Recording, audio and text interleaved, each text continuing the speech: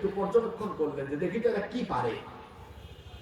তিনি দেখলেন যে এই জাতি একটা ব্যাপারে খুব অভিজ্ঞ। সেটা কি? তারা ধাতুর ব্যবহার জানতো। ধাতু বুঝেন তো আপনারা? ধাতুর ব্যবহার জানতো। এমনকি তারা পাত বলিয়ে লোহার বিভিন্ন সরঞ্জাম, সীসা এবং লোহার বিভিন্ন ধরনের শক্তিশালী সরঞ্জাম তারা তৈরি করতে পারত। এটা তিনি দেখলেন। দেখার পরে তাদেরকে বললেন, তোমরা যে আমাকে আবেদন জানিয়েছ, তোমরা আমাকে খরচাপাতি দিবে, আর আমি একটা দেয়াল বানাবো যাতে এরা তোমাদের কাছে ভিড়তে না পারে। তোমরা আবেদনটা করেছো। তিনি আবেদনের জবাবে বললেন, ক্বালা মা মাক্কান্নী ফীহি রাব্বী খায়রুন ফাআঈনুনি বিকুওয়াতিন আজআল বাইনাকুম ওয়া বাইনাহুম রাদমা। তিনি বললেন, আমার রব আমাকে যে সামর্থ্য দিয়েছেন এটাই আমার জন্য উত্তম। ওই পিছনের লোকদেরকে বলছি, এদিকে তাকান, কি আয়াত চলে যাচ্ছে। তিনি বলছেন, একজন ভালো শিক্ষকের বৈশিষ্ট্য হলো তিনি ক্লাসের ফার্স্ট বেঞ্চ থেকে লাস্ট বেঞ্চ পর্যন্ত মনিটরিং করবেন। আমি তো সব দেখতেছি আপনাদেরকে। তিনি বললেন, শোনো, তোমরা আমাকে অফার করেছো যে আমাকে খরচাপাতি দিবা আর আমি একটা দেয়াল বানাবো। খরচাপাতি দেওয়া লাগবে না। আল্লাহ আমাকে যে সামর্থ্য দিয়েছেন এটাই আমার জন্য উত্তম। তবে তোমরা আমাকে শ্রম দাও, শ্রম দিয়ে সাহায্য করো। ফাআইনুনি বিকুওয়া, তোমরা আমাকে শক্তি, সামর্থ্য, শ্রম দিয়ে সাহায্য করো। এখানে একটা শিক্ষার কথা বলে ফেলি, যদিও আমি শিক্ষাগুলো পরে বলবো। দেখেন, বাদশা জুলকারনাইনকে তারা অফার করেছিল, আপনি কিছু খরচাপাতি আমাদের থেকে নেন না, বলেছেন শক্তি দাও, সামর্থ্য দাও।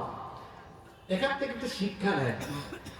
নেতৃত্ব পর্যায়ে থাকা লোকেরা এরা যদি সৎভাবে চেষ্টা করে, যদি তাদের মন মানসিকতা ভালো থাকে, তারা চাইলে দেশের মানুষের শক্তি সামর্থ্যকে কাজে লাগিয়ে তারা দেশটাকে উন্নত বানায়া দিতে পারে। আর নেতৃত্বে থাকা লোকেরা যদি শেষরা, চোর, চামার, দুর্নীতিবাজ লোকেরা হয়, তাহলে মানুষের শক্তি সামর্থ্য খরচ করে, মানুষের শক্তি সামর্থ্য নিয়ে সে তার ধান্দায় থাকবে। পাশাপাশি সুযোগ পাইলে মানুষের ধন সম্পদ লুট করে সে বিদেশে তার সম্পদের পাহাড় বানাবে। বাদশা জুলকারনাইন তিনি বললেন, তোমরা এক কাজ করো, আমাকে শক্তি দিয়ে সাহায্য করো, মানে সামর্থ্য, শক্তি সামর্থ্য ব্যয় করো। যদি এটা করতে পারো তাহলে আমি তোমাদের এই শক্তি সামর্থ্য ব্যয় করে আমরা সম্মিলিত প্রচেষ্টায় আমরা একটা শক্তিশালী দেয়াল নির্মাণ করব। শুনতেছেন তো আপনারা? এর আগে কিন্তু তিনি দেখেছেন এরা কি কি জানে, কোন কোন কাজে অভিজ্ঞ। আপনাদেরকে বলছি না, এরা ধাতুর ব্যবহার জানতো, লোহার পাত এগুলোকে গলায় আর সীসা বানাতে পারতো এরা।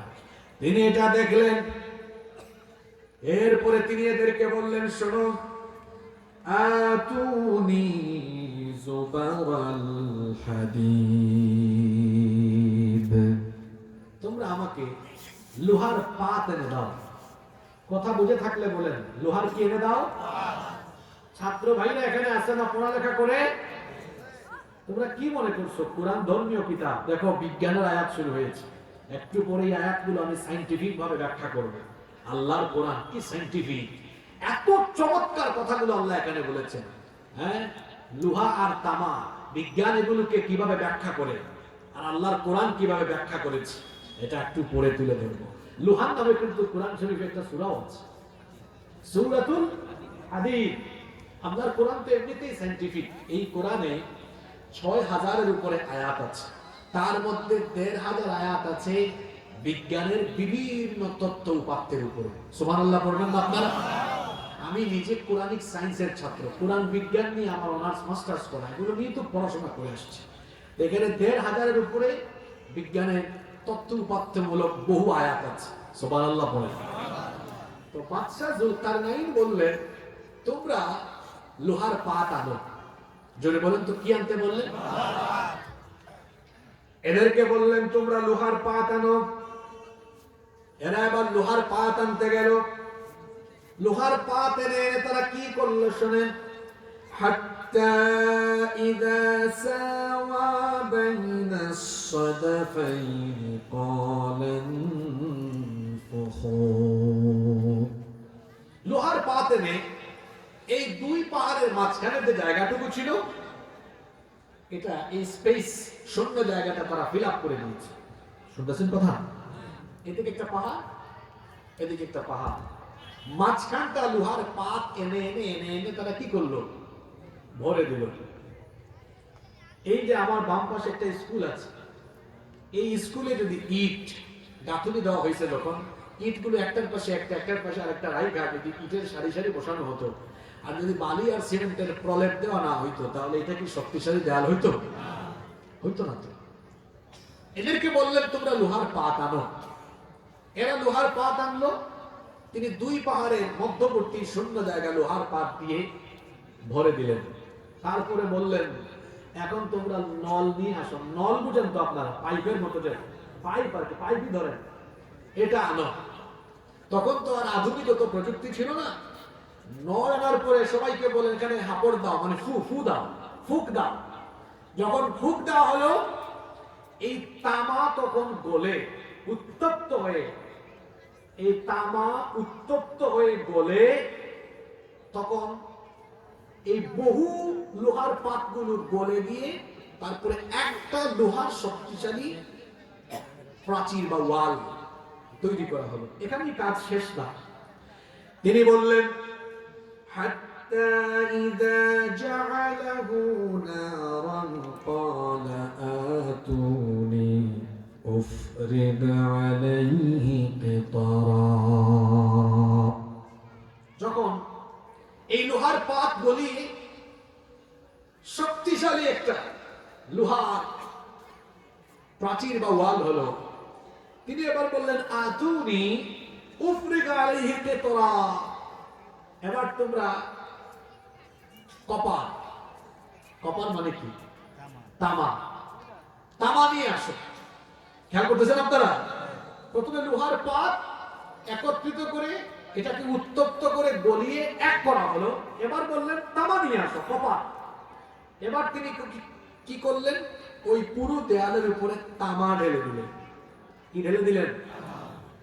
কেন তামা ঢাললেন এটার সায়েন্টিফিক ব্যাখ্যা একটু পরে বুঝবেন, আগে শোনেন। এবার তিনি তামা ঢাললেন।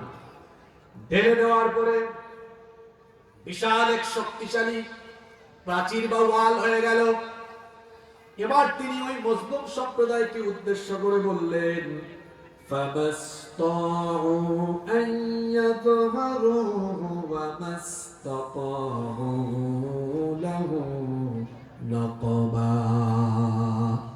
এই ইয়াজুজ আর মাজুজ গোষ্ঠী এখন এটা টপকায়ও আসতে পারবে না, নিচে দিয়েও আসতে পারবে না।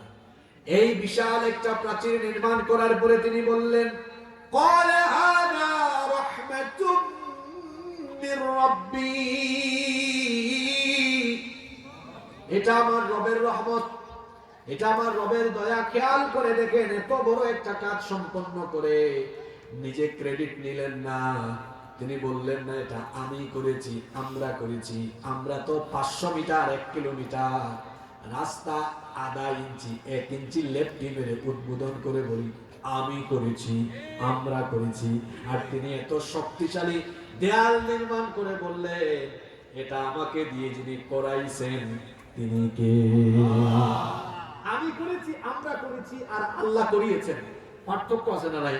আছে। ভাষাগত পার্থক্য আছে না নাই? আপনাদের এলাকার রাস্তা আমি করে দিয়েছি, আপনাদের এই স্কুলটা আমি করে দিয়েছি, এটাও একটা ভাষা।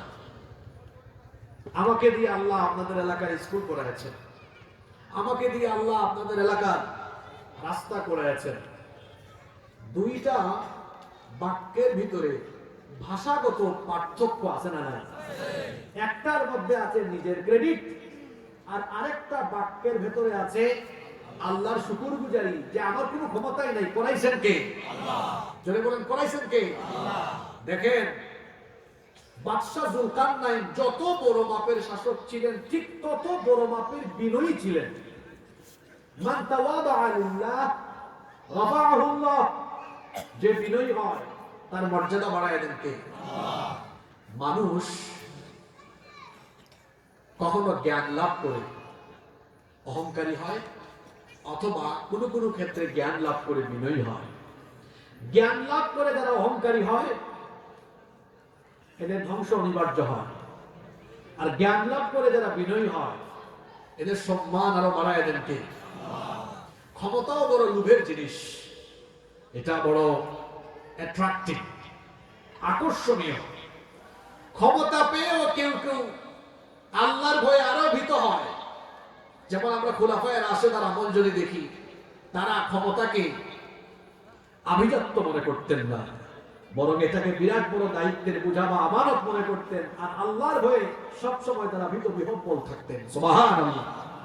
ওমর ফারুক রাদিয়াল্লাহু আনহু বলতেন, আমার শাসন আমলে আমার শাসন করা সীমানার ভেতরে যদি কোনো একটা কুকুর না খেয়েও মারা যায়, আমার তো ভয় হয় আল্লাহ আমাকে ধরবেন। ওমর, তোমার সীমান্তে একটা কুকুর না খেয়ে বললো কেন, আমার জবাব দাও। সুবহানাল্লাহ বিটি ইচ্ছে করলো না? কি শাসক ছিলেন! আর আমার দেশে কুকুর কেন, মানুষ না খেয়ে মারা যায়, মানুষগুলি খেয়ে মরে। ওই বিচ্ছিন্ন ঘটনা এরকম হইতেই পারে। আপনাদের দেশের ইলেকশন কমিশনার গত 2 দিন আগে হাদির ঘটনাকে বিচ্ছিন্ন ঘটনা বলে নাই? মেয়ে একটা বিচ্ছিন্ন ঘটনা আপনার কাছে না? আপনার পরিবারের কারো মাথার মধ্যে ঠেকাইলে বুঝতেন এটা বিচ্ছিন্ন ঘটনা কিনা। যারা দেশের নেতৃস্থানীয় পর্যায়ে থাকবেন তারা গোটা বাংলাদেশের মানুষকে তার পরিবারের অংশ মনে করতে হবে, নইলে তো বোঝা যাবে আপনার ভেতরে দেশপ্রেম নাই, মানুষের প্রতি, জনগণের প্রতি আপনার কোনো দায়বোধ, দায়িত্ববোধ বা ভালোবাসা নাই। আপনি নেতৃস্থানীয় পর্যায়ে থাকলে মনে করতে হবে 56,000 বর্গ মাইলে যত জনগণ বসবাস করে, সে হিন্দু হোক, মুসলমান হোক, বৌদ্ধ হোক, খ্রিস্টান হোক, সে বাংলাদেশ এই পুরো পরিবারের অন্তর্ভুক্ত আমরা। এখানে কেউ কষ্ট পেলে আমার হৃদয় কষ্ট পাবে, কেউ দুঃখ পেলে আমার হৃদয় দুঃখিত হবে। আশ্চর্য ব্যাপার, 54 বছরে আমরা নেতৃস্থানীয় পর্যায়ে এইরকম জনদরদি কোনো মানুষ এখনো পাইলাম না। এটা আমাদের জন্য বড় দুঃখের, পরিতাপের বিষয়। মানে চুপচাপ বসেন, একটু পরে আরো জরুরি কথা আপনারা শুনবেন ইনশাআল্লাহ। ঠান্ডার মধ্যে কষ্ট হচ্ছে না তো আপনাদের? আপনাদের বাড়ি দূরে না আমার বাড়ি দূরে? আমি তো আজকে বাসায় ব্যাক করবো আপনাদের এখান থেকে, তো বহু দূরের পথ, প্রায় 600 কিলোমিটারের মতো, 600 প্লাস। আপনারা তো কয়েক কিলো দূর থেকে আসছেন, তাহলে দৌড় মারার কথা আমি আগে না আপনার আগে? আমি আগে। যাই হোক, খুব বেশি সময় আমি নিব না। আমরা মনোযোগী থাকলেই দেখবেন কম সময়ে আমরা অনেক বরকতপূর্ণ কথা শুনতে পারবো ইনশাআল্লাহ। আচ্ছা, তিনি কি বললেন? এটা আল্লাহর রহমতে হয়েছে। এটা করাইছেন কে? আপনারা বলতে পারেন, হুজুর আপনি যে সূরা কাহফ থেকে এই প্রাচীরের কথা বললেন, এই প্রাচীরটা কোন জায়গায় আছে? পৃথিবীর কোন দেশের কোন জায়গায় আছে? মনের ভিতরে একটা প্রশ্ন আসতে পারে না? এটা নিয়ে ইতিহাসবেত্তা এবং গবেষকগণ অনেক রকম কথা বলেছেন, গবেষণাও করেছেন। কোন কোন গবেষক বলেছেন এটা হলো চীনের মহাপ্রাচীর, কিন্তু তাদের এই কথা বিশ্বাসযোগ্য এবং সত্য নয়। কারণ চীনের মহাপ্রাচীর তো ইট দিয়ে তৈরি, আর জুলকারনাইনের বানানো প্রাচীর সীসা দিয়ে তৈরি। সুতরাং চীনের মহাপ্রাচীরকে, ইয়াজুজ মাজুজকে বন্দী করার সেই মহাপ্রাচীর বললে কথাটা কি সঠিক হবে? না। আবার কোন কোন ইতিহাসবেত্তা বলেছেন, তারা বলছেন যে এই দেয়ালটি, এই প্রাচীরটি কাস্পিয়ান সাগরের উপকূলে আছে, এবং তারা বলছেন আলেকজান্ডার দ্য গ্রেট তিনি এই প্রাচীর নির্মাণ করেছিলেন। দারিয়াল এবং দারবেন্ট নামের 2টি শহরে এর বিশাল ব্যাপ্তি রয়েছে, ওখানে একটা তুলনা আছে, এটার নাম হলো আলেকজান্ডার গেট। যদিও ওই গেটটা সীসা দিয়ে তৈরি, কিন্তু আমি তাদের এই বক্তব্যের সাথে 100 ভাগ দ্বিমত। কেন দ্বিমত? এর বৈজ্ঞানিক কারণ আছে। কি কারণ আছে? বৈজ্ঞানিক, সায়েন্টিফিক কারণ আছে। কেন সায়েন্টিফিক কারণ আছে? এবার আপনারা খেয়াল করে শোনেন, দেখেন আল্লাহ তাআলা চাইলে এখানে জুলকারনাইনের কাহিনী এভাবে বলতে পারতেন যে জুলকারনাইন ইয়াজুজ মাজুজ আর ওই মজলুম গোষ্ঠীর মাঝখানে একটা দেয়াল নির্মাণ করেছিলেন, এটা বললেই হয়ে যেত। কিন্তু আল্লাহ এভাবে বলেন নাই। আল্লাহ তাআলা এই প্রাচীরটা কোন কোন উপকরণ দিয়ে কিভাবে কিভাবে বানানো হয়েছে সেটা ডিটেইলস বলেছেন। এর একটা কারণ আছে, কারণ এই ঘটনাটা আগামীর দুনিয়ার সাথে সম্পর্কিত। এই জন্য রাশিয়ান একদল মুসলিম গবেষক দাবি করেছেন তারা বরফে আচ্ছাদিত একটা অঞ্চলে গিয়ে তারা অত্যাধুনিক যন্ত্রপাতির মাধ্যমে জানতে পেরেছেন যে বরফে আচ্ছাদিত কয়েক কিলোমিটার গভীরে এই প্রাচীর আছে। তাদের কথা অবিশ্বাসযোগ্য নয়। কেন বিশ্বাসযোগ্য নয় সেটা আমি বলছি, দেখি আপনারা কত মনোযোগী হয়ে শুনলেন। এবার আসেন সায়েন্টিফিক ভাবে আমরা এটা একটু এক্সপ্লেনেশন করি। আপনারা জানেন, কিছুক্ষণ আগে বলেছি জুলকারনাইন এই প্রাচীর নির্মাণের জন্য প্রথমে এদেরকে কি আনতে বলেছিলেন? লোহার পাত। এরপর এটা গলায় উপরে কি ঢেলে দিয়েছেন? বাগেরহাটের মানুষ তো, হ্যাঁ শ্রোতা ঠিক আছে, ক্লাসের ছাত্র ভালো, রুচি আছে আপনাদের, তাই মাশাআল্লাহ, মনে রাখছেন আপনারা। তাহলে এখানে ব্যবহার হয়েছে দুইটা জিনিস, লোহা, তামা। এই দুইটা জিনিসের দুইটা ধর্ম আছে। লোহা আর তামা এই দুইটা জিনিসের দুইটা ধর্ম আছে। আবার আপনারা ভাবিয়েন না হুজুর একটা কি ইসলাম আর একটা অন্যটা নাকি। ধর্ম মানে এটা আমি এটা রূপক কথা বলেছি, অর্থাৎ বৈশিষ্ট্য। এই দুইটা জিনিসের দুইটা কি আছে।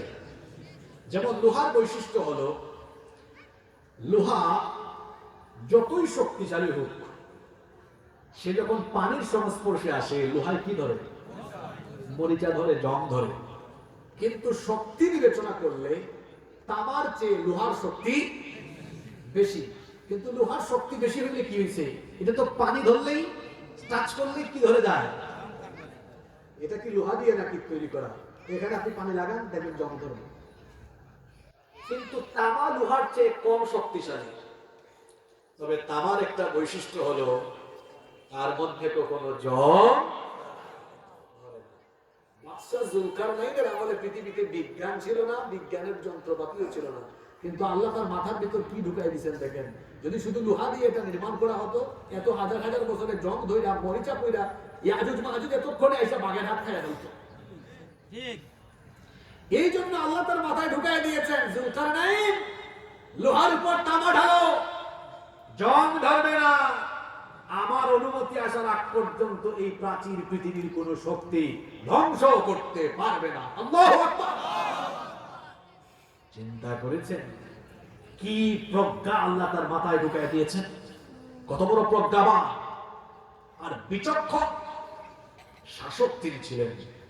আচ্ছা, তামা ঢাললেন, যার ফলে এটাতে জং ধরছে না। সায়েন্সের ছাত্র যারা এখানে আছে তারা খুব ভালো করেই জানে তামার কিন্তু আরেকটা বৈশিষ্ট্য আছে। সেটা কি? এই যে খোলামেলা পরিবেশে আমরা আজকে মাহফিলে বসলাম, এই খোলামেলা পরিবেশে তামা থাকলে তামার আরেকটা ধর্ম বা বৈশিষ্ট্য আছে। সেটা কি? আপনারা জানেন বাতাসের মধ্যে অক্সিজেন আছে না নাই?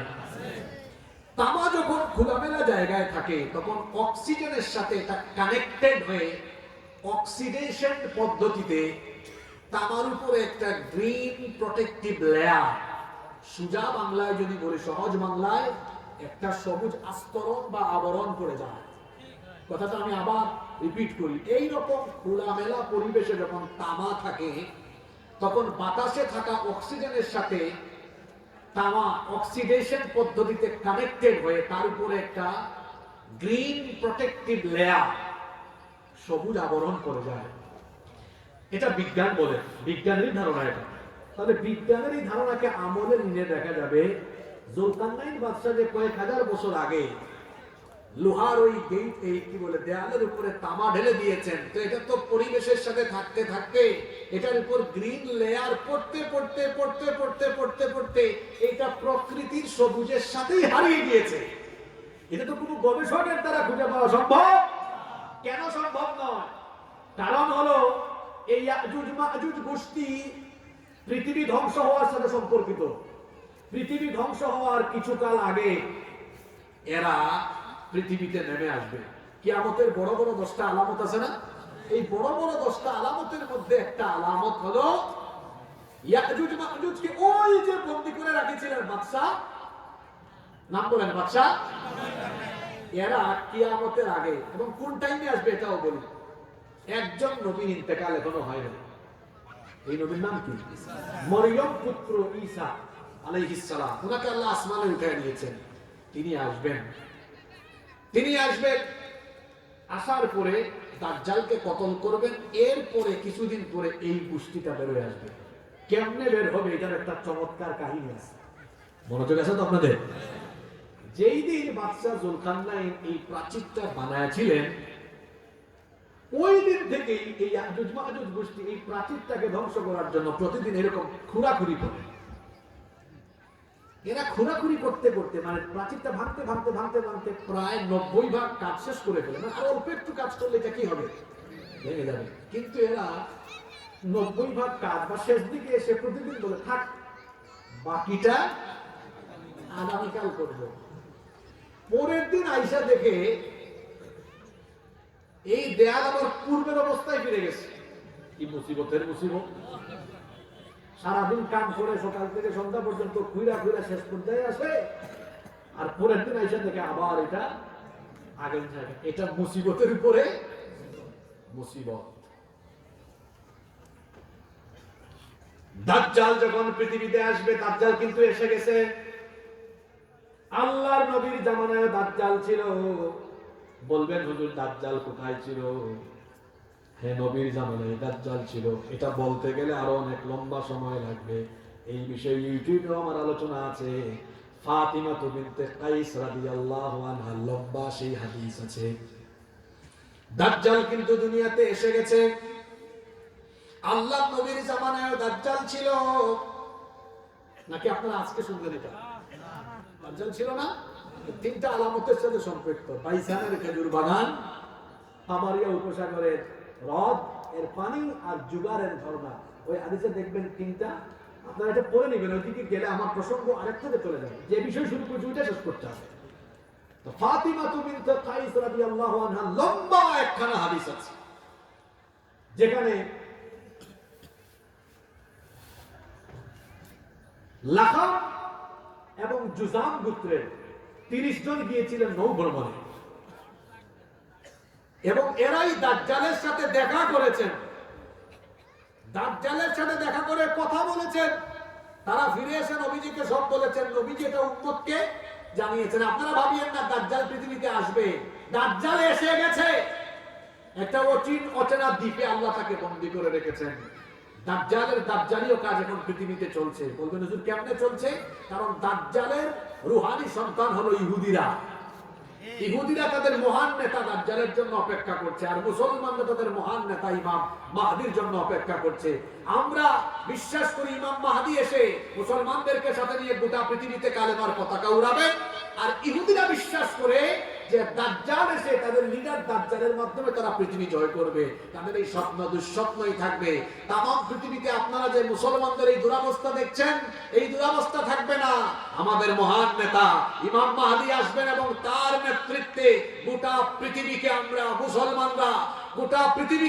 মুসলমানরা জয় করে গোটা পৃথিবীকে মুসলমানরা গোটা দুনিয়াতে কালেমার পতাকা উড্ডীয়ন করবে ইনশাআল্লাহ। আমাদের জামানায় আমরা পাবো কিনা জানি না। যদি ইমাম মাহদি চলে আসেন, আমরা ইমাম মাহদির সৈনিক হতে রাজি আছি না নাই? কারা কারা রাজি নাই দিকে হাত তুলেন তো।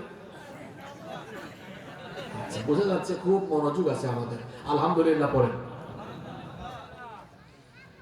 দাজ্জাল এখন পর্দার অন্তরায় থেকে ফিতনা চালাচ্ছে। দাজ্জালীয় কাজ এখন চলছে। এগুলো আঞ্জাম দিচ্ছে ইহুদিরা। আল্লাহর নবী বলেছেন দাজ্জালের বাহিনীর লোকরা হবে ইহুদি। এই ইহুদিরা দাজ্জালের সমস্ত কাজ এখন আঞ্জাম দিচ্ছে। আপনাদেরকে ঈমান হারা করার জন্য যত রকমের উপাদান সমাজে এবং আপনার বাড়িতে ঘরে ঘরে পকেটে পকেটে ঢুকায় দেওয়া দরকার। আজকের ইহুদিরা দেখেন বিশ্ব বাজার দখল করে, চরিত্র বিধ্বংসী যতগুলো উপাদান আছে সবগুলো ইহুদিদের তৈরি করা। এগুলো তৈরি করে করে তারা আপনাদের পকেটে পকেটে, বাড়িতে বাড়িতে, ঘরে ঘরে ঢুকায় দিয়েছে, ঠিক না বেঠি? এই জন্যই বলেছি দাজ্জালীয় কাজ এখন পৃথিবীতে চলছে। তবে দাজ্জাল জনসম্মুখে প্রকাশ্যে আসবে, সেটা কখন? ইমাম মাহদী আলাইহিস সালাম পৃথিবীতে আত্মপ্রকাশের পরই দাজ্জাল আসবে। ইমাম মাহদী আসবেন আগে, দাজ্জাল আসবে। দাজ্জাল আসবে বলতে দাজ্জাল জনসম্মুখে আসবে পরে, দাজ্জাল এখনো আছে। জনসম্মুখে দাজ্জাল ইমাম মাহদীর আগমনের পরে আসবে। দাজ্জাল এসে গোটা দুনিয়াতে যখন দাজ্জালীয় কর্মকাণ্ড চালাবে, মানুষের ঈমান লুট, ঈমান হরণে লিপ্ত হয়ে যাবে। গোটা দুনিয়াতে দাজ্জাল ফিতনায় ভরে ফেলবে। দাজ্জালকে কিছু কিছু অলৌকিক ক্ষমতা আল্লাহ দিবেন। এই ক্ষমতার অপব্যবহার করে দাজ্জাল গোটা দুনিয়ায় মুসলমানদের মধ্যে ফিতনা ছড়াবে। ফিতনার সয়লাব যখন ঘটাবে, তখন এই দাজ্জালের অত্যাচার থেকে মুসলমানদেরকে বাঁচানোর জন্য মরিয়ম পুত্র ঈসা আলাইহিস সালামকে আসমান থেকে আবার যিনি পাঠায়া দিবেন তিনি কে? আল্লাহ। খ্রিস্টানরা ঈসা আলাইহিস সালামের ব্যাপারে তাদের আকীদা হলো, তারা মনে করে ঈসা আলাইহিস সালামকে তারা শুলে চড়িয়ে হত্যা করেছে। কিন্তু তারা জানে না তারা যাকে শুলে চড়িয়ে হত্যা করেছে তিনি ঈসা ছিলেন না, তিনি ছিলেন মিস্টার মিসা। তারা যখন ঘরের চতুর্দিক ঘিরে রেখেছিল, তখন আল্লাহ তাআলা ঈসা আলাইহিস সালামকে আসমানে উঠায় হেফাজত করেছে। তারা যখন ঘরের ভিতরে ঢুকলো, তাদেরই মধ্যকার একজন সৈন্যকে ঈসা নবীর সুরত দিয়ে দিলেন কে? বলেন তো আল্লাহর জন্য এটা সহজ না কঠিন? তাদেরই একজন সৈন্যের সুরত যখন ঈসা নবীর সুরতের মতো হয়ে গেল, তারা তাকে ধরলো। সে বলে, কি রে তুই আমারে ধরছত কেন? তুই ঈসা? কয় না আমি মিসা। কয় না তুই ঈসা? কয় না আমি মিসা। এনে ধরে না শুলে চলায় হত্যা করে ফেলেছে। একে আসলে ঈসা না মিসা? জোরে বলে ঈসা না মিসা? ঈসা আলাইহিস সালামকে আল্লাহ হেফাজত করেছেন। দাজ্জাল এসে যখন গোটা পৃথিবীতে মুসলমানদের ঈমান হরণে লিপ্ত হবে, গোটা পৃথিবীতে সে যখন ফিতনার সয়লাব ঘটাবে, তখন মুসলমানদেরকে হেফাজত করার জন্য আল্লাহ তাআলা ঈসা আলাইহিস সালামকে আবারও পাঠাবেন। কোথায় পাঠাবেন? সিরিয়ার পূর্ব দিকে, সিরিয়ার দামেস্কের পূর্ব দিকে সাদা গম্বুজওয়ালা একটা মসজিদের মধ্যে নামাজের টাইমে দুইজন ফেরেশতার কাঁধের উপরে ভর করে তিনি অবতরণ করবেন। আল্লাহু আকবার। ইমাম মাহদী আলাইহিস সালাম তাকে দেখেই চিনে ফেলবেন। নামাজের ইকামত হয়ে যাবে। ইমাম মাহদী আলাইহিস সালাম তিনি বলবেন, আসেন আপনি এসে মেহরাবে নামাজের জায়গায় যান, ইমামতি করেন। তিনি ইমামতি করবেন না। ঈসা আলাইহিস সালাম বলবেন না, আপনি ইমামতি করেন। কেন ঈসা নবী ইমামতি করবেন না? তার একটা কারণ আছে। কারণটা হলো তিনি তো আমাদের নবীর আগের নবী। তিনি যদি ইমাম হয়ে যান, তাহলে তো উম্মতে মুহাম্মদী দেখা যাবে আগের নবীকে ইক্তেদা করা আরম্ভ করে দিয়েছে, আগের শরীয়ত। কিন্তু না, তিনি মুক্তাদি হওয়ার মাধ্যমে তার দোয়াটা পূরণ হবে। আল্লাহর কাছে তিনি দোয়া করেছিলেন, আল্লাহ তুমি আমাকে আখেরি নবীর উম্মত বানায় দিও। আল্লাহ তার দোয়া কবুল করেছেন। এই জন্য তিনি দুনিয়াতে অবতরণ করার পরে তিনি মুক্তাদি হয়ে নামাজ আদায়ের মাধ্যমে আমাদের নবীর উম্মত হিসাবে পরিগণিত হয়ে যাবে। তিনি তখন নবী হিসাবে আসবেন না, আসবেন নবীর, জোরে বলেন কি হিসাবে? ঈসা নবী কিন্তু আসমানে হেফাজতে আছেন। কার হেফাজতে? আবার যখন আসবেন আর নবী হয়ে আসতে পারবেন না, আসবেন কি হয়ে? নবী উম্মত হয়ে। নামাজ শেষ হবে। আপনাদের কষ্ট হয়ে যাচ্ছে নাকি? নামাজ শেষ হওয়ার পরে তিনি বক্তব্য দিবেন, ভাষণ দিবেন, বলবেন দাজ্জালি অত্যাচারে সবাই অত্যাচারিত, নিপীড়িত, এই সময় শেষ, আল্লাহ আমাকে পাঠিয়েছেন, এবার প্রস্তুত হও। তিনি ইমাম মাহদী আলাইহিস সালামকে নিয়ে মুসলমানদেরকে প্রস্তুত করবেন। ওইদিকে দাজ্জালও তার বাহিনী নিয়ে আসা আরম্ভ করবে। দাজ্জাল এসে যখন ইমাম মাহদী আলাইহিস সালামকে দেখবে, হাদিসে এসেছে পানির সংস্পর্শে আসলে লবণ যেমন পানি হয়ে যায় অটোমেটিক, ঠিক তেমনি ইমাম তখন দাজ্জাল ঈসা আলাইহিস সালামকে দেখে গলে যেতে থাকবে, দৌড়াইয়া পালাতে থাকবে। মুসলমানরা সেদিন ইহুদিদেরকে ধরবে আর মারবে। এই বিজয়ের দিন সামনে আসতেছে, যে ইহুদিরা এখন আমাদের ফিলিস্তিনি ভাই বোনদেরকে মারে, আল্লাহ তাআলা যখন ইমাম মাহদী আর ঈসা আলাইহিস সালামকে পাঠাবেন, তাদের নেতৃত্বে মুসলমানরা ইহুদি যেখানে পাবে সেখানেই মারবে। আল্লাহু আকবার। এই বিজয়ের দিন আমাদের সামনে আসতেছে ইনশাআল্লাহ। আল্লাহ নবী বলেছেন, হাদিস শরীফে এসেছে, ইহুদিরা তখন সেই দিন গিয়ে গাছের আড়ালে লুকাবে, গাছের জবান আল্লাহ খুলে দিবেন, গাছ বলবে, হে মুজাহিদ, আমার আড়ালে একটা কুখ্যাত ইহুদি লুকায় আছে, তারে ধরো আর কতল করো। আল্লাহু আকবার। দেয়ালের আড়ালে লুকালে দেয়াল কথা বলবে, বৃক্ষ কথা বলবে, পাথরের আড়ালে লুকালে পাথর কথা বলবে। এই রকম পরিস্থিতি আসবে, দাজ্জালের গোটা বাহিনী ধ্বংস হয়ে যাবে। ঈসা আলাইহিস সালাম ফিলিস্তিনের বাবেলুদে গিয়ে দাজ্জালকে ধরে সেখানেই তিনি দাজ্জালকে জীবনের তরে কতল করে ফেলবেন। আল্লাহু আকবার। গোটা দুনিয়াতে শান্তি ফিরে আসবে, স্বস্তি ফিরে আসবে, কিন্তু এই শান্তি আবার বেশিক্ষণ থাকবে না। তখন আল্লাহ ঈসা আলাইহিস সালামকে বলবেন, ইন্নী কদ আখরাজতু ইবাদান লি লা ইয়াদানি লিআহাদিন বিকিতালিহিম। হে ঈসা, এখন পৃথিবীতে এমন দুই জাতির অবতারণা হবে যাদেরকে মোকাবেলা করা তোমার এবং কোন মুসলমানদের দ্বারা সম্ভব। চিন্তা করেন তো আপনারা, ঈসা আলাইহিস সালাম দাজ্জালকে কতল করেছেন, কিন্তু সেই ঈসা নবীকে আল্লাহ বলছেন, তুমি দাজ্জালকে কতল করেছো, ঠিক আছে, কিন্তু এখন দুই জাতি বের হবে, এদেরকে মোকাবেলা করা তোমার দ্বারা এবং কি গোটা পৃথিবীর মুসলমান দ্বারা সম্ভব। এই দুই জাতির নাম কি? জোরে বলেন, দুই জাতির নাম কি? আপনারা বলতে পারেন, হুজুর একটু আগে না কইলেন, যারা প্রাচীনতা করতে করতে করতে করতে পারে না, 90% কাজ শেষ করে বাকিটা পরের দিন করবো, আইসা দেখে ওইটা আগের জায়গায় চলে গেছে, তাহলে বের হবে কেমনে? শোনেন, ঈসা আলাইহিস সালাম দাজ্জালকে কতল করার কিছু সময় পরে বা কয়েকদিন পরে, অর্থাৎ দাজ্জালকে কতলের পরে একদিন এরা বিকেল পর্যন্ত সন্ধ্যা পর্যন্ত কাজ করে ভুলবশত মুখ থেকে বাইর করে ফেলবে, আমরা বাকি কাজ আগামীকাল করব ইনশাআল্লাহ। ভুল কইরা মুখ থেকে বের করবে ইনশাআল্লাহ। ইনশাআল্লাহ অর্থ কি? আল্লাহ যদি, এই যে ভুল কইরা মুখের থেকে ইনশাআল্লাহ বের হয়ে গেছে, পরের দিন আইসা দেখবে আশ্চর্য, হাজার হাজার বছর ধরে কাজ করি, প্রতিদিন দেখি খালি মুসিবত, আজকে দেখি কাজ আগের জায়গায় আছে।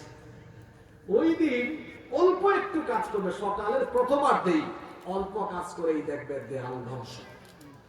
আল্লাহু আকবার। দেয়াল যখন ধ্বংস হয়ে যাবে, এই দুই অসভ্য বর্বর হিংস্র দুই জাতি ইয়াজুজ আর মাজুজ তখন নেমে আসতে থাকবে। কিভাবে তারা নেমে আসবে শোনেন, কোরআনুল কারীমের 21 নম্বর সূরা সূরাতুল আম্বিয়া এর 96 নম্বর আয়াতে আল্লাহ বলছেন, হাত্তা ইযা ফুতিহাত ইয়াজুজ ওয়া মাজুজ ওয়া হুম মিন কুল্লি হাদাবিন ইয়ানসিলুন। এই ইয়াজুজ আর মাজুজ দুই গোষ্ঠী তখন উঁচু উঁচু পাহাড় থেকে নেমে আসতে থাকবে, এবং তারা যখন নেমে আসবে, শুনে থাক কত হিংস্র এরা, কত হিংস্র শুনেন। যখন এরা নেমে আসবে, তাদের প্রথম দল এসে পৃথিবীতে যত সাগর আর নদীর পানি আছে সব তারা পান করে ফেলবে। পরের দল আইসা দেখবে পৃথিবীর সাগর আর নদীতে কোনো পানি নাই, অবস্থা দেখলে মনে হবে যে পৃথিবীতে কোনোদিন পানিও মনে হয়েছিল। আল্লাহু আকবার বলবেন না? এরা কি স্বাভাবিক না অস্বাভাবিক? কি হিংস্র চিন্তা করছেন? আচ্ছা বলেন তো, পৃথিবীর 4 ভাগের কয় ভাগ পানি? হ্যাঁ জানেন তো আপনারা, বলেন পৃথিবীর 4 ভাগের কয় ভাগ পানি? পৃথিবীর 4 ভাগে 3 ভাগই হলো পানি। এদের প্রথম দল যখন নেমে আসবে, সব পানি পান করে নিঃশেষ করে ফেলবে। দ্বিতীয় দল এসে দেখবে কোনো পানি পৃথিবীতে, এরা এসে কি করবে? লুটপাট চালাবে, যারে দেখবে তারই মেরে ফেলবে, লুটতরাজ আরম্ভ করবে, তাণ্ডব লীলা শুরু হবে। ঈসা আলাইহিস সালামকে আল্লাহ বলবেন, ফাহাররিজ ইলা তুর, হে ঈসা, তুমি তোমার সঙ্গী সাথী মুসলমানদেরকে নিয়ে তুর পাহাড়ে আশ্রয় গ্রহণ করো। সারা দুনিয়ার মুসলমানরা কেউ কেউ গিয়ে গুহার ভেতরে, কেউ বা আবার সুরক্ষিত দুর্গের ভেতরে অবস্থান নেবে। তখন তারা তাদের গবাদি পশু, হালকা পাতলা খাবার নিয়ে যে যার জায়গায় নিরাপদে আশ্রয় নিবে। সারা দুনিয়ায় অভাব দেখা দিবে, দুর্ভিক্ষ দেখা দিবে, অনটন দেখা দিবে। আল্লাহ নবী বলেছেন, তখন গরুর একটা মস্তককে 100 দিনারের চাইতে আরো উত্তম মনে করা হবে। আল্লাহু আকবার। অভাবে অনটনে মুসলমানরা বড় কষ্টে পড়ে যাবে। ওইদিকে ইয়াজুজ আর মাজুজ, হিংস্র পর্বত, এই সন্ত্রাসী গোষ্ঠী, এরা এসে গোটা পৃথিবীতে তাণ্ডব লীলা চালাবে, মানুষকে মারতে থাকবে, খুন করে ফেলবে। তাদের যন্ত্রণায় সারা পৃথিবীর ভূমি মাটি ফাঁকা হয়ে যাবে। তখন হাদিসে এসেছে, তারা জেরুজালেমের দক্ষিণ দিকে গিয়ে একটা তীর তারা আসমানের দিকে মারবে। তারা বলবে, দুনিয়ার সবাইকে তো আমরা শেষ করেছি, আকাশের কেউ থাকলে তাকেও আমরা শেষ করব। কি কথা দেখছেন? আকাশে কেউ থাকলে তারেও আমরা শেষ করব। আল্লাহ তার কুদরতি একটা ব্যবস্থাপনায় সেই তীরের মধ্যে কিছু রক্ত লাগাইয়া ফিরাইয়া দিবেন। তারা এই তীরটা দেখে বলবেন, দেখছো কারবার, আমাদের কত শক্তি, আকাশেও যারা আছে তারাও শেষ। আসলে কি শেষ? ঈসা আলাইহিস সালাম এই অবস্থাগুলো পর্যবেক্ষণ করবেন। অভাবে অনটনে দুর্ভিক্ষে যখন মুসলমানরা কষ্টে পড়ে যাবে, ঈসা আলাইহিস সালাম আল্লাহর দরবারে হাত তুলবেন। আল্লাহ, এই অত্যাচারী নির্যাতনকারী দুই জাতি গোষ্ঠী থেকে, ইয়াজুজ আর মাজুজ থেকে আপনি আমাদেরকে হেফাজত করেন। আল্লাহ তাআলা তখন ঈসা আলাইহিস সালামের দোয়া কবুল করবেন। সুবহানাল্লাহ। এই দোয়া কবুল করে আল্লাহ কি করবেন শুনেন, আমার দিকে তাকান। ইয়াজুজ আর মাজুজ এই দুই গোষ্ঠীর প্রত্যেক সদস্যদের ঠিক এই জায়গায় ঘাড়ের মধ্যে আল্লাহ একটা মহামারী দিবেন, ভাইরাস, ছোঁয়াচে রোগ, যেটা একজন থেকে আরেকজনের মধ্যে দ্রুত গতিতে ছড়িয়ে যায়। এই রকম একটা মহামারী, এই রকম একটা ভাইরাস ইয়াজুজ আর মাজুজ দুই গোষ্ঠীর প্রত্যেক সদস্যদের ঘাড়ের ঠিক এই জায়গা আল্লাহ দিয়ে দিবেন। ছোঁয়াচে এই রোগ, এই মহামারীতে আক্রান্ত হয়ে সারা পৃথিবীতে যত ইয়াজুজ আর মাজুজ আছে সবাই তখন এই মহামারীতে আক্রান্ত হয়ে মারা যাবে। আল্লাহু আকবার। কিন্তু এখানে আরেকটা মুসিবত ঘটবে। মুসলমানরা তো সবাই পাহাড়ে, গুহায়, দুর্গে আশ্রয় নিয়েছে। এই দিকেই মহামারীতে আক্রান্ত হয়ে গোটা পৃথিবীর প্রত্যেকটা জায়গা, আল্লাহ নবী বলেছেন, অর্ধ হাত জায়গাও জমিনের ফাঁকা থাকবে না। সারা পৃথিবীতে এদের লাশ পড়ে থাকবে। এদের লাশ পচে গলে দুর্গন্ধ আকাশে বাতাসে ছড়িয়ে যেতে থাকবে। সারা পৃথিবীতে যখন এরা নিঃশেষ হয়ে যাবে, ধ্বংস হয়ে যাবে, আল্লাহ তাআলা তখন ঈসা আলাইহিস সালামকে বলবেন, তুমি এবার তোমার সঙ্গী সাথে নিয়ে তুর পর্বত থেকে নিচে নেমে যাও, কারণ এই ইয়াজুজ আর মাজুজকে আমি আল্লাহ ধ্বংস করে দিয়েছি। তিনি নিচে এসে দেখবেন তো আরেক মুসিবত, কারণ লাশ পচে গলে দুর্গন্ধ, হাঁটার জায়গা নেই তো। এই যে আপনারা বসছেন আমার সামনে, এই ডায়াস থেকে, মঞ্চ থেকে এখানকার যে ডিস্টেন্স আছে সম্ভবত 12-14 হাত জায়গা ফাঁকা আছে, কিন্তু তিনি নেমে দেখবেন কোনো জায়গা ফাঁকা নাই, লাশ পচে গলে দুর্গন্ধ হয়ে গেছে, হাঁটা যাচ্ছে না, পরিবেশ নষ্ট। ঈসা আলাইহিস সালাম বলবেন, আল্লাহ, এ তো দেখি আরেক মুসিবত, এই মুসিবত থেকে আপনি আমাদেরকে উদ্ধার করেন। আল্লাহ তাআলা তখন বিরাট আকৃতির বিশেষ প্রজাতি কিছু পাখি পাঠাবেন, যাদের ঘাড় হলো উটের ঘাড়ের মতো। আল্লাহু আকবার। আল্লাহর জন্য এটা কঠিন না সহজ। আব্রাহা বাদশা তো এসেছিল কাবা ধ্বংসের জন্য, তার গোটা বাহিনীকে আল্লাহ আবাবিল পাঠাইয়া ধ্বংস করে দিয়েছেন। বিশেষ প্রজাতির আবাবিল যেমন ছিল, ঠিক তেমনি ভাবে ইয়াজুজ আর মাজুজ গোষ্ঠীর লাশ যখন গোটা পৃথিবীতে পড়ে থাকবে, আল্লাহ তাআলা বিশেষ প্রজাতির কিছু পাখি পাঠাবেন, যাদের ঘাড় হলো উটের ঘাড়ের মতো, নখরওয়ালা, বিরাট বিরাট নখর থাকবে। এরা এসে ওদের নখর দিয়ে লাশগুলো তুলবে, কোন কোন রেওয়ায়েতে এসেছে নিয়ে সাগরে নিক্ষেপ করবে, কোন কোন রেওয়ায়েতে এসেছে অজানা জায়গায় নিয়ে ফেলে দিবে। এরপরে আল্লাহ আসমানকে হুকুম করবেন মুষলধারে বৃষ্টির জন্য। এমন ভাবে বৃষ্টি হবে সারা দুনিয়ার শহর নগর বন্দর প্রতিটি গ্রাম প্রতিটি এলাকায় এমন মুষলধারে বৃষ্টি নামবে।